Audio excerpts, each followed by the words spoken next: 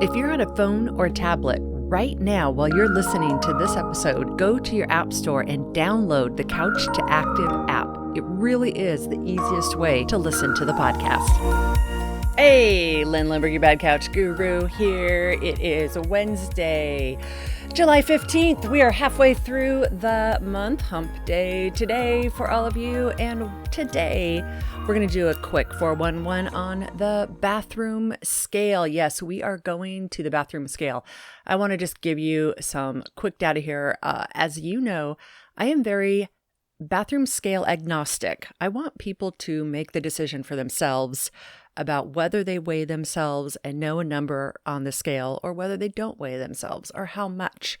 I don't want somebody to tell you you should smash your scale and have you do it without thinking about it, or have you weigh yourself every day without thinking about it. And really, it's about being intentional with this bathroom scale. So I'm just going to really, without a lot of emotion, matter of fact, give you some information here. So first of all, bathroom scales. There was a time when that number on the scale had very little effect for a person because, folks, scales in the bathroom home didn't even exist until about 1910, and they really weren't marketed until about 1920. So about 100 years. If you think about all of mankind, it really hasn't been that long that we've had bathroom scales. I did a little bit of research into where did this whole weight and BMI and numbers on a scale, where did this all really begin? And it began two places. One was marketing to people, so they would buy the scale, for the business, right? And two, insurance companies. Yeah, that's right. An insurance company would weigh somebody and just look at them and then make a determination on how healthy they were or if they could get health insurance or not, depending on just what they look like and the number on a scale, with no regard to history or genetics or past anything or social, emotional, economic, anything. So the more I learned about that, the more I realized, oh yeah, I can kind of see how this is screwed up. And remember, friends, the first time you learn something, it's really hard to get your brain to change it. It tends to stick the first time we learn something. So yeah, around 1910, the bathroom scale was available for about $10, which was quite a bit of money back then. Now, here's the thing.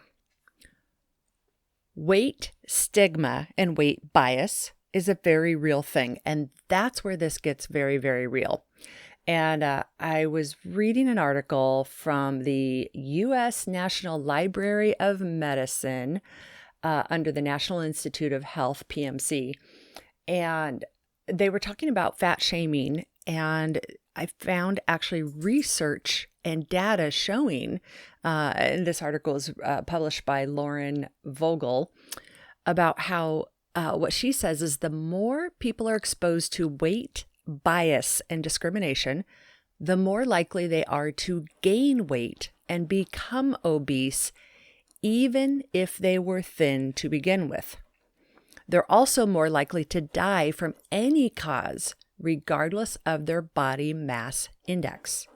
The mind-body connection, friends, is amazing. She goes on to say fat shaming is also linked to depression, anxiety, low self-esteem, eating disorders, and exercise avoidance. There's emerging evidence that the severity of harm increases when people internalize weight bias and turn it on themselves. Oh, I'm fat. Oh, I'm ugly. I'm not worthy. I'll never, blah, blah, blah.